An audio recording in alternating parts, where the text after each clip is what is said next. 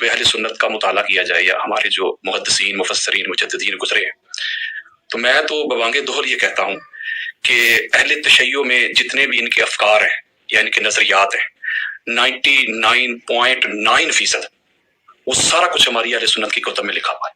ہمارے محدثین مفسرین مجددین جو ہمارے اولیاء صلحاء جو بزرگ گزرے ہیں، ہر چیز لکھ گئے ہیں عقائد میں سے، عقائد، نظریات، ویژن، تھاٹ، افضلیت مولا علی علیہ السلام کا مسئلہ ہو جیسے ابھی قبلہ نے ارشاد فرمایا، تو میرے خیال میں جتنی شر و بست کے ساتھ ہمارے بزرگوں نے لکھا ہے مولا علی علیہ السلام کی افضلیت کے حوالہ سے، شاید ہی کسی اور نے لکھا۔ اچھا علامہ صاحب، مزید آگے جا کے اس کلپ کے اندر ایک نظریہ بتایا گیا کہ اہل سنت اور اہل تشیع کا جو آپسی نظریہ ہے وہ 99.99% ایک جیسا ہے۔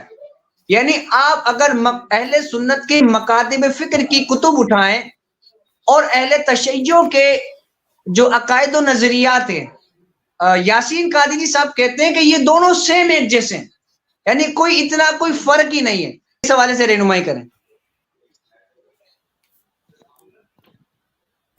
جی بسم اللہ الرحمن الرحیم۔ یہ جو یاسین قادری نے کہا کہ 99.9% جو ہمارے عقائد و نظریات اور شیعوں کے عقائد و نظریات ہے بالکل سیم ہے، صرف 1% اختلاف ہے۔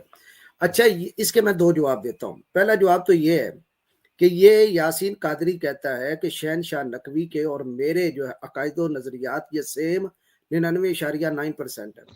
اب شہنشاہ نقوی کے عقائد و نظریات کیا ہیں؟ اس کے آباء و اجداد کلینی نے اصول کافی کے اندر لکھا ہے ان تسعۃ اعشار الدین فی التقیہ، کہ دین کے اندر جو ہے وہ 9 حصے یعنی 90% تو جھوٹ ہے۔ اب مجھے یہ بتائیے، شہنشاہ نقوی کے نزدیک تو اسلام کے اندر 90% جھوٹ، اب یاسر رافضی کہتا ہے کہ میرے اس اور شہنشاہ نقوی کے عقائد و نظریات جو ہیں وہ 99% ملتے ہیں۔ کیا مطلب؟ نتیجہ کیا نکلا؟ نتیجہ یہی نکلا کہ یاسین رافضی کے بھی عقائد 90% جھوٹ پہ مبنی ہے، جو اس نے پورے پوسٹ کارڈ کے اندر جھوٹ ہی جھوٹ اس نے بولا، اور وہ جھوٹ آگے آ جائیں گے۔ دوسری بات یہ ہے کہ میں اسی یاسر رافضی کے حوالے سے ایک بات کرتا ہوں، کیونکہ شہنشاہ نقوی بھی تو ساتھ ہی بیٹھا تھا۔ اچھا مجھے یہ بتائیے، یاسین رافضی نے وہ سارے جو کچھ آگے بیان کیا ہے کہ مولا علی کے بارے میں یہ عقیدہ ہے، حضرت عمار بن یاسر یہ کہتے ہیں، عبداللہ بن مسعود یہ کہتے ہیں، فلاں فلاں فلاں فلاں، یا خلافت کے مسائل، یا سارے بنی ہاشم میں سے 12 خلفاء ہوں گے، جو کچھ بھی بیان کیا، مجھے یہ بتائیے یہ جھوٹ بیان کیا ہے یا سچ؟ اگر تو سچ بیان کیا ہے، تقیہ نہیں کیا، تو کافی کے اندر لکھا ہوا ہے کہ لا دین لمن لا تقیۃ لہ، جو تقیہ نہ کرے اس کا دین ہی نہیں، اس کا ایمان ہی نہیں۔ اور شہنشاہ نقوی کہتا ہے کہ ہمارے بزرگوں کا تو یہ کہنا ہے التقیۃ من دینی و دین آبائی، تقیہ کرنا یعنی جھوٹ بولنا میرا مذہب یا میرے آباء و اجداد کا بھی مذہب ہے۔ تو اگر تو اس نے سچ بولا تو اس کا دین بھی نہیں ہے، ایمان بھی نہیں ہے، اور اگر اس نے جھوٹ بولا تو جھوٹ کیا جانا مانا دارت، اس کا رد کیسے؟ پہلی بات تو یہ۔ دوسری بات یہ ہے کہ شیعہ اور سنی کے عقائد و نظریات میں فرق ہے یا نہیں ہے؟ کوئی بھی کتاب آپ اٹھا لیں جو عقائد و نظریات پہ، ہمارے عقائد کی بنیادی کتابیں ہیں، نبراس ہم پڑھتے ہیں، قید نصفیہ پڑھتے ہیں، یا اگر بالکل اختلاف نہ ہوتا تو یہ تحفہ اثنا اشعریہ حضرت شاہ عبدالعزیز محدث دہلوی اس کو نہ لکھتے۔ غنیۃ الطالبین کے اندر حضور سیدی غوث اعظم شیخ عبد القادر جیلانی 73 فرق بیان کرتے کرتے ان کے فرقے بیان نہ کرتے۔ اور یہ میرے پاس ہے صرف اس یاسین رافضی جو کہ یہ اپنے آپ کو تفضیلی کہتا ہے اور منسوب پیروں کی طرف کرتا ہے، تو یہ میرے پاس کتاب ہے نام و نسب حضرت پیر سید نصیر الدین شاہ صاحب کی، اس کا ہی صفحہ 466 وہ پڑھ لیتا، پورے کئی 10-12 صفحات شیعوں کے رد میں انہوں نے لکھے ہیں، یعنی قرآن کے بارے میں شیعوں کا عقیدہ کیا ہے، ہمارا عقیدہ کیا ہے، رسالت کے بارے میں شیعوں کا عقیدہ کیا ہے، ہمارا عقیدہ کیا ہے، اسی طرح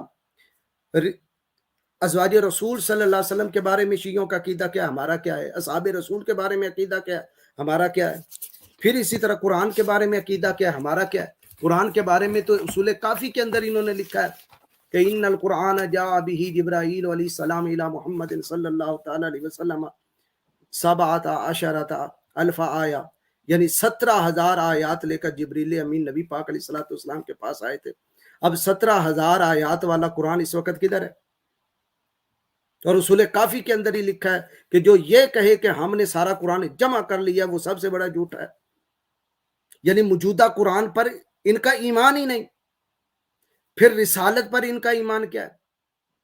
نبی پاک علیہ الصلوۃ والسلام کے بارے میں اور تمام رسول کے بارے میں بالاجماع شیعوں کا یہ عقیدہ ہے کہ ہمارے ائمہ یعنی 12 امام جو ہیں یہ تمام نبیوں اور رسولوں سے افضل ہیں بعد النبی صلی اللہ علیہ وسلم. یعنی نبی پاک علیہ السلام کا درجہ سب سے زیادہ ہے، بس باقی تمام نبی اور رسول اور فرشتے جبریل و میکائیل سارے ہمارے ائمہ کے نیچے درجہ رکھتے ہیں. پھر صحابہ کے بارے میں ان کا عقیدہ ارتد الناس بعد وفات النبی صلی اللہ تعالی علیہ وسلم الا ثلاثۃ نفر، کہ جب نبی پاک علیہ الصلوۃ والسلام کی وفات مبارک ہو گئی تو سوائے 3 کے یعنی حضرت ابو ذر غفاری کے، حضرت مقداد بن الاسود کے، حضرت سلمان فارسی کے، باقی سارے کے سارے کلہم مہاجرون اور کلہم انصار، سارے کے سارے مرتد ہو گئے تھے. تو جن کا عقیدہ صحابہ کے بارے میں یہ ہو کہ سارے مرتد ہو گئے، ازواج رسول کے بارے میں یہ ہو، یہ ملا باقر مجلسی کی کتاب ہے میرے پاس، یہ بہار الانوار آپ کو نظر آ رہی ہوگی، اس کا یہ جلد 12 ہے اور صفحہ 626 ہے. اس کے اندر وہ لکھتا ہے نعوذ باللہ من ذالک، جب ہمارے امام قائم یعنی امام مہدی کا ظہور ہوگا تو حمیرہ یعنی سیدہ عائشہ صدیقہ سلام اللہ علیہا ان کے پاس لائی جائیں گی اور وہ اس پر حد جاری کریں گے. اب مجھے بتائیں ازواج رسول کے بارے میں ان کا یہ عقیدہ ہو، اصحاب رسول کے بارے میں ہو کہ سارے کے سارے مرتد اور کافر ہو گئے، قرآن 17,000 آیات پہ تھا، اب 6,236 آیتیں رہ گئی ہیں، باقی سارے کا سارا صحابہ کرام نے محرف تحریف شدہ کر دیا. اور اسی طرح اللہ کے بارے میں ان کا عقیدہ قیامت کے دن کوئی دیدار نہیں ہوگا، اور اللہ کے بارے میں یہ بدا کا بھی عقیدہ رکھتے ہیں، اور خلیفہ بلا فصل مولا علی شیر خدا کو تسلیم کرتے ہیں اور اذانوں میں پڑھتے ہیں حضرت ابوبکر صدیق، حضرت فاروق اعظم، حضرت عثمان غنی کو یہ غاصب کہتے ہیں. اور اہل بیت کی تفضیل کے بارے میں ان کا عقیدہ کیا ہے؟ اہل بیت وہ 12 کے 12 وہ سارے انبیاء سے بڑھ کے افضل ہیں، اور کوئی نبی ان کے مرتبے کا ہے ہی نہیں، بلکہ سارے نبی محتاج ہیں ان کے در کے. اسی طرح عقیدہ امامت، یہ کہتے ہیں کہ عہدہ امامت جو ہے وہ عہدہ نبوت سے بھی بڑا ہے، کہ حضرت ابراہیم علیہ السلام کو اللہ نے جب خلیل بنایا تھا اس کے بعد امام بنایا، تو جب انہیں امام بنایا، جب خلیل بنانے کے بعد امام بنایا، اس سے پتہ چلا کہ امامت کا رتبہ سب سے زیادہ ہے. تو یہ شیعہ سنی کے درمیان آپ یوں سمجھ لیں کہ اس نے جو کہا کہ 99.9% ہمارا اتفاق ہے، یہ ہے تقیتاً قول. اب اس کا رد کیا بنے گا؟ 99.9% کیا ہے بھائی؟ اختلاف. کیونکہ تاجدار کائنات یعنی تو عالم صلی اللہ علیہ وسلم کے بعد جتنے 12 ائمہ جن کو یہ مانتے ہیں ان پر یہ وحی کو بھی تسلیم کرتے ہیں اور فرشتے کے دیدار کو بھی تسلیم کرتے ہیں. تو اختلاف، تو مجھے یہ بتائیے اتفاقات کہاں رہے؟ توحید ان کے ہاں جو ہے وہ اہل سنت کی توحید سے ہٹ کے، رسالت ان کے جو ہیں وہ اہل سنت سے ہٹ کے، صحابہ کے بارے میں عقیدہ اہل سنت سے ہٹ کے، قرآن کے بارے میں عقیدہ اہل سنت سے ہٹ کے، ازواج رسول کے بارے میں عقیدہ اہل سنت سے ہٹ کے، بلکہ اہل بیت وہ بھی اہل بیت میں سے چند افراد کو مانتے ہیں. کیا بناتے رسول کو وہ مانتے ہیں؟ نبی پاک علیہ الصلوۃ والسلام کی 4 شہزادیوں کو کے بارے میں ان کا عقیدہ کیا ہے؟ 3 کو تو یہ ریجیکٹ کر دیتے ہیں. پھر جناب والا امام نبی صلی اللہ علیہ وسلم، نبی پاک علیہ السلام کے چچا، کیا ان کو بھی اہل بیت مانتے ہیں؟ پھر مولا کائنات شیر یزداں کی ساری اولاد کو یہ اہل بیت مانتے؟ بالکل قطعاً نہیں مانتے.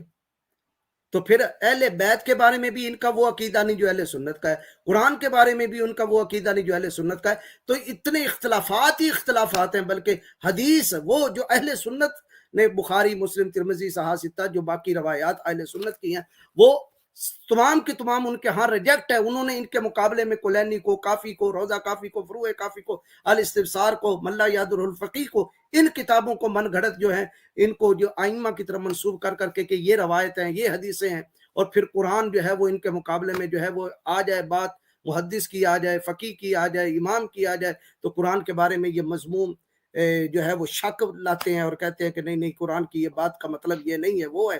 تو مجھے بتائیے یہ اتفاقات ہیں یا اختلافات ہیں؟ تو یہ سراسر یاسین رافضی نے ایک صرف اس کو ویس ربانی کو دھوکہ دیا اور عالم اسلام کو دھوکہ دینے کی کوشش کی ہے. جزاک اللہ ماشاءاللہ. بہترین علمی دلائل کے ساتھ آپ نے جواب دینے کی سعادت حاصل کی.